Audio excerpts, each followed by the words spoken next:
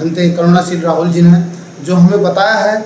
उन्होंने ये बताया है कि जो समाज में आज हम बाबा साहब के मिशन को आगे बढ़ा रहे हैं, लेकिन बढ़ाने के लिए सबसे पहले बात होती है, जैसे हम अगर कोई मान लिया किसी गैर धर्म का आदमी होता है और वो धर्म को चेंज करता है, तो सबसे पहले उसे करना पड़ता है अपना नाम चेंज। जैसे आज पहले मेरा नाम महिपाल सिंह था और मैंने आज धर्म को मानने के बाद, बाबा साहब की विचारधारा को मानने के बाद मुझे लगा कि आज हम बाबा साहब और बुद्ध की विचारधारा से जुड़े हुए हैं, तो सबसे पहले हमें जो है उन्हीं विचारधारा को जोड़ते हुए हमने सबसे पहले बुद्धिज़्म को अपनाया। तो हमने अपना नाम महिपाल बौद्ध रखा और अपनी मिसिस का नाम भी उसी नाम पर सीमा बौद्ध रखा। क्यों?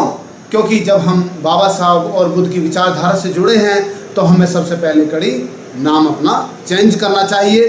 क्योंकि अगर हम कहीं जाते हैं और कहीं 4 लोग बैठे हुए हों तो सबसे जब लोग पूछते हैं कि आप कौन हो, वो कहते हैं कि मेरा नाम अमित शर्मा है, तो हमें ये पता लग जाता है ये हिंदुज़्म को मानने वाले लोग हैं।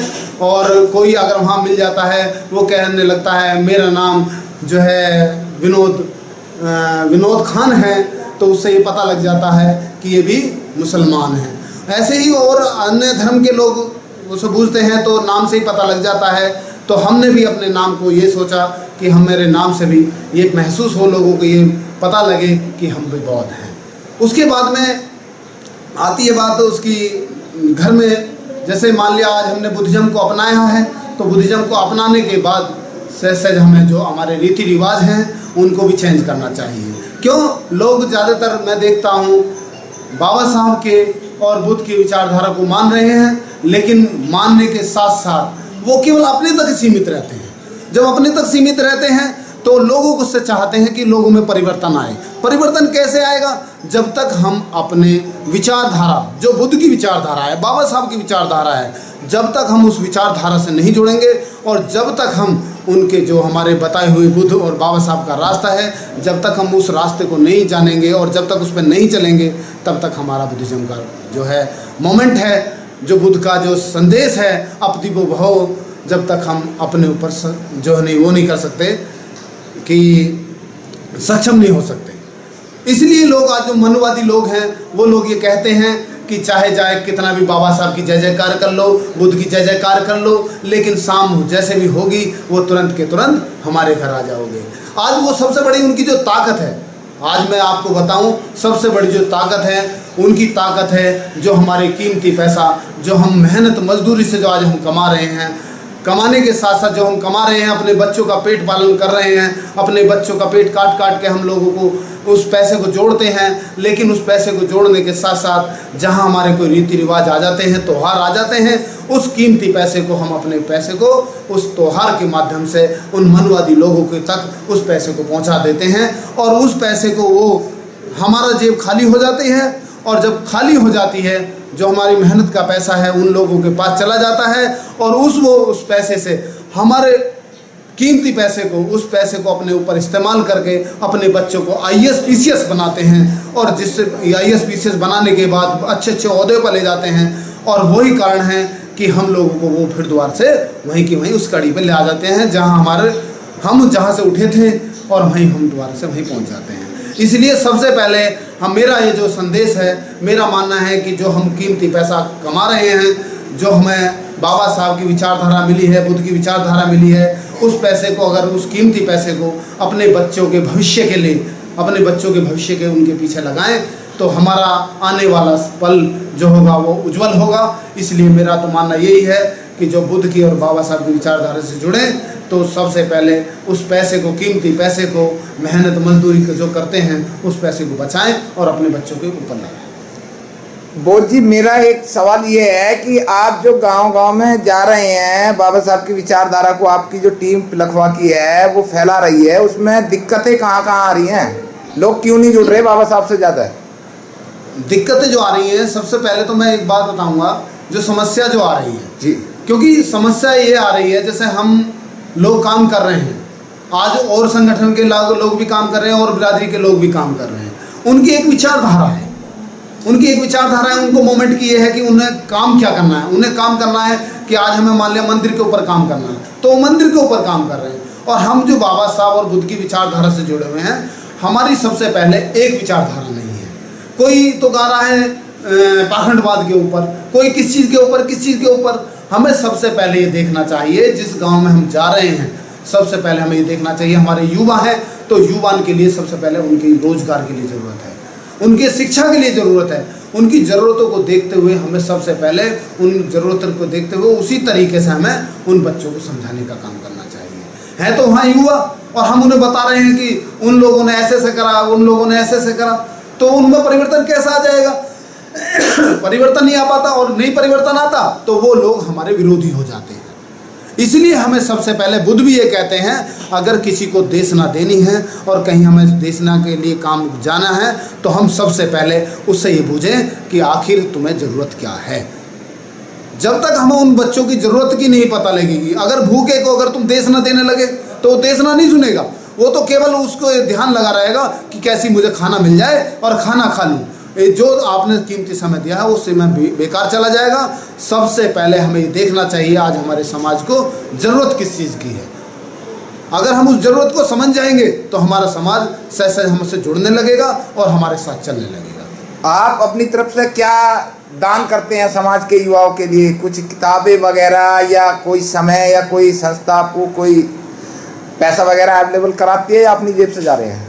हमें सबसे पहले तो मैं बताऊंगा कि हमें कोई संस्था हमें पैसा नहीं देती। जो पैसा हम लगाते हैं वो हम अपने बच्चों का, जो हम कीमती समय निकाल के जो हम आज रोजगार कर रहे हैं, उसमें से कुछ पैसा निकाल के अपने समाज को जगाने का काम करते हैं। दोनों ही मियाँ बीवी हम जाते हैं, और जैसे भी हमें व्यवस्था मिलती है, कभी तो वाहन भी ले लेते हैं, 2-4 लोगों को बैठाया, उसमें लेके चल दिए।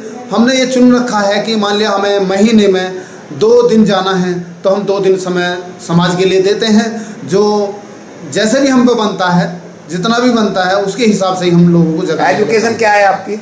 मेरी एजुकेशन हाई स्कूल है। अच्छा। हाई स्कूल पास हूँ, और मेरी जो मिसेज हैं वो ग्रेजुएशन कर रखी है उन्होंने। लेकिन ये है कि मुझे सपोर्ट मिलता है उनका, तो हम दोनों लोग जो है लोगों को जगाने का काम कर लेते हैं। और मैं तो ये कहता हूँ, एजुकेशन हमारी चाहे कितनी भी हो, हमें सबसे पहले ये देखना है, बाबा साहब ने और बुद्ध ने जो हमें रास्ता दिया है समानता का। हमें लोगों को जन जन तक समानता फैलानी है, क्योंकि अब तक जो हुआ, हमें लोगों ने जो बांटा वो बांटने का काम किया। हमें लोगों के अंदर मैत्री पहुंचानी है। जब तक हम किसी के अंदर मैत्री नहीं पहुंचाएंगे, वो हमसे दूर हो जाएंगे। अगर मैत्री बनानी है तो हम उनके साथ मैत्री बना के, उनको अपना बना के उन्हें बताएं बाबा साहब का मोमेंट क्या है, बुद्ध का मोमेंट क्या है। आखिरी संदेश समाज के युवाओं के लिए। मेरा एक क्वेश्चन एक और अटक रहा है कि आप बुद्ध और बाबा साहब की विचारधारा को बढ़ाने का जो प्रयास कर रहे हैं, उसके लिए तो साधुवाद है आपका, लेकिन आप किसी विशेष संस्था के लिए काम कर रहे हैं, या बुद्ध या बाबा साहब के लिए? मैं सबसे पहले बताऊंगा, विचारधारा मैं किसी संगठन के लिए काम नहीं करता। ये है कि भाई मैं करता हूँ जो काम करता हूँ, बाबा साहब और बुद्ध की विचारधारा के लिए काम करता हूँ। मैं आपको बताऊँ, मैं समता सैनिक दल में भी काम कर चुका हूँ, मैं भारत बौद्ध महासभा में भी काम कर चुका हूँ, बाम सेप में भी काम किया है मैंने, और मैंने और भी संगठनों में काम किया है, और अब मैं धम्मभूमि में भी काम कर रहा हूँ। लेकिन मेरा मोमेंट है केवल बुद्ध और बाबा साहब की विचारधारा जन जन तक फैला। एक सवाल है मेरा कि हमारे जो बच्चे हैं वो पढ़ाई जो करते हैं, नौकरी के सपने देखने के लिए करते हैं, लेकिन हम लोग राजनीति में हिस्सा क्यों नहीं लेते? जब आप इतने सारे संगठनों में काम कर चुके हैं, ग्रेजुएट आपकी वाइफ भी है, और राजनीति के अंदर जो आपने माननीय बहन जी का भी फोटो लगाया हुआ है, तो अगर हमारा युवा राजनीति में नहीं आएगा तो हमारे अधिकार कैसे बचेंगे? हमें ये बताएं, राजनीति में हम बहुत पीछे हैं। जरूरी ये नहीं है कि बहुत बड़े बड़े चुनाव लड़े जाएं। आप प्रधान का, बीडीसी का, मेंबर का, जिला पंचायत सदस्य का, जिला पंचायत अध्यक्ष का, ये छोटे चुनाव है, इनसे राजनीति शुरू होती है। राजनीति में हम हिस्सा क्यों नहीं लेते? राजनीति में इसलिए नहीं दे पाते क्योंकि सबसे पहले तो हम ये सोचते हैं कि भाई हमारे पास पैसा नहीं है, क्योंकि इलेक्शन भी पैसे से लड़ा जाता है। लेकिन हमें एक चीज़ ज़रूर है कि आज हमारा जनसंपर्क बहुत अच्छा है, क्योंकि लोग आज हमारे चेहरे से ये पहचान लेते हैं कि वो लोग हैं जो निस्वार्थ काम कर रहे हैं, लोगों को जगाने का काम कर रहे हैं। तो हमें राजनीति में आना चाहिए। बाबा साहब ने भी कहा है बाबा साहब का भी लास्ट संदेश यही था कि हमें राजनीति में आना चाहिए, और मैं तो ये कहता हूँ कि आना चाहिए। मैंने उसके लिए थोड़ी पहल की भी थी। इससे पहले जो मैं चुनाव लड़ा हुआ हूँ, मैं 16 वोटों से प्रधानी के चुनाव में अभी हारा हूँ, इससे पहले जो योजना है। और मेरा आखिरी मोमेंट भी ये है, मैं ये चाहता हूँ कि मैं ना आऊँ, लेकिन और लोगों को सपोर्ट जरूर करें जो इस लायक हैं, जो राजनीति में काम कर सकते हैं, उन लोगों को आगे बढ़ाएं। क्योंकि मनी प्रॉब्लम थोड़ी हमारी दिक्कत आ जाती है, लेकिन अगर हम लोग जो हमारी टीम है, अगर सब लोग संग मिलकर अगर इस मोमेंट को आगे बढ़ाने का काम करें, तो सब लोग मिलकर एक साथ लड़ लें। भाई एक आदमी को चुन लें कि भाई आप इसके इच्छुक हैं और आप इस लायक हैं, आप उनको आगे कर दो और सभी लोग उनका सपोर्ट करो, कोई दिक्कत नहीं आने वाली। आज की डेट के अंदर दो पार्टियां बहुत सारी हैं समाज के अंदर, लोगों ने बना रखी हैं। भानु प्रताप ने अपनी अलग बना रखी है, उदित राज ने अलग, रामविलास पासवान ने अलग, और बहुत सैकड़ों पार्टियां हैं अलग अलग। और अभी एक वर्तमान में पार्टी आई है, माननीय मिस्टर चंद्रशेखर की आई है और माननीय बहन जी हैं। तो दो पार्टियां कांटे की टक्कर पर देखी जा रही हैं। आपका किस तरफ रुझान रहेगा और युवाओं को किस साइड में जोड़ने का कोशिश करेंगे, आज़ाद समाज पार्टी या बहुजन समाज पार्टी? मेरा तो लास्ट मोमेंट यही है, जो हमारी बहन कुमारी मायावती हैं वही हमारे लिए सही हैं। क्यों? क्योंकि बहन जी जो हैं वो हमारे मोमेंट कहीं भी देखते हैं, वो हमारे मोमेंट से जुड़ी हुई हैं। क्या कहा उन्होंने? क्यों? उन्होंने जो क्या आज सबसे ज़्यादा आज उन्होंने जो काम किया, मैं सबसे पहले मैं उनको तवज्जो इसलिए देता हूँ क्योंकि बहन जी ने जो सबसे पहला काम किया वो शिक्षा के ऊपर काम किया। जो आज हमारा समाज सबसे ज़्यादा दिक्कत, जो परेशानी जो आती थी, शिक्षा की वजह से परेशानी आती थी, आज हमारे युवा आज जो अच्छे अच्छे कोर्स कर रहे हैं, बड़े बड़े कोर्स कर रहे हैं, वो बहन जी की देन है। क्योंकि अगर पैसे की प्रॉब्लम होती थी, आज बहन जी ने वो जीरो बैलेंस पे किया और वो आज हमारे युवा अच्छी अच्छी पोस्टों पर भी जा रहे हैं, अच्छे अच्छे कोर्स कर रहे हैं। जो 20-20, 40-40 लाख रुपए के कोर्स हैं, वो बहन जी की बदौलत आज कर रहे हैं। और बहन जी ने सबसे बड़ा और दूसरा जो काम किया, भारत बौद्ध में था और बहन जी ने उस मोमेंट को बढ़ाने का काम किया। आज भारत को बौद्ध में बनाने का काम किया बहन जी ने। इसलिए भी मैं बहन जी को सबसे बड़े साधुवाद कहता हूँ। आज तक इस पूरे कार्यकाल में जब तक बहन जी को मैं जानने लगा हूँ या पहले भी सुना है, आज तक मैंने देखा है पूरे कार्यकाल में बहन जी कहीं भी किसी भी गिरजाघर में या मंदिर में कहीं भी सिर नहीं झुकाया। इसलिए मैं बहन जी को सबसे पहले तवज्जो देता हूँ कि वो बाबा साहब के मोमेंट को आगे बढ़ा रहे हैं। बहन जी ने लखनऊ के अंदर, नोएडा के अंदर जो भवनों का निर्माण कराया है, बहुत सारे पार्क बनाए हैं, बहुत सारी चीज़ें, उससे कितना प्रभावित है? मैं उनसे बहुत ज़्यादा प्रभावित हूँ। आप कभी टीम लेके गए हैं उधर लखनऊ में गए हों या नोएडा के अंदर? नोएडा गौतम बुद्ध यूनिवर्सिटी में गया हूँ और मैंने वहाँ तो 5 दिन का शिविर भी किया है। जी जी, मुझे बहुत अच्छा लगा क्योंकि मैं वहाँ देखा कि जितने भी हमारे महापुरुष थे, उन महापुरुषों को देख के मुझे बड़ा गर्व महसूस हुआ।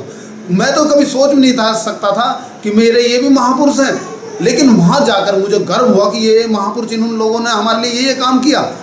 तो बहन जी ने बहुत अच्छा मोमेंट जो बनाया है, वो उसके लिए मोमेंट के लिए काम कर रही हैं, इसलिए हमें उनका साथ देना चाहिए। आखिरी संदेश जी समाज के लिए, युवाओं के लिए? जी, मेरा युवान के लिए तो संदेश यही है कि बाबा साहब और बुद्ध के विचारधारा से जुड़ें और आपस में जो हम लोगों ने बांटने का काम किया है कि आपस में भेदभाव का मामला है, कहीं छोटा है कहीं बड़ा है, आपस में मैत्री बनाएं। मेरा यही लास्ट मोमेंट है कि सभी आपस में बैठ के आपस में मैत्री बनाएं, क्योंकि बुद्ध का भी लास्ट संदेश यही था, मैत्री ही संपूर्ण धर्म। बहुत बहुत साधुवाद आपका, सम्मान एक अधिकार में टाइम देने के लिए। जय भीम, नमो बुद्धाय। साथियों, हमारे साथ सीमा बोध जी हैं जो धम्मभूमि के लिए आज पूज्य भंते के राहुल जी से प्रभावित हैं। तो आज उनका पहला इंटरव्यू होगा सम्मान एक अधिकार पर। तो जानते हैं कि वो जो आज समाज में काम कर रही हैं, उनका क्या असर होगा समाज पर और क्यों वो प्रभावित हैं समाज में महिलाओं को जागृत करने के लिए जो गांव-गांव जा रही हैं। तो नमो बुद्धाय, जय भीम। आपका सम्मान एक अधिकार में स्वागत है। सीमा बोध का नमो बुद्धाय, जय भीम। मेरा सवाल ये है माननीय बहन जी कि आज बहुत सारी जो महिलाएं समाज में जागृत हो रही हैं, तो आप कौन सी महिला से प्रभावित हैं? सबसे पहले तो मुझे अपना परिचय, पूरी एजुकेशन वगैरह दे, सम्मान एक अधिकार को। मेरा नाम सीमा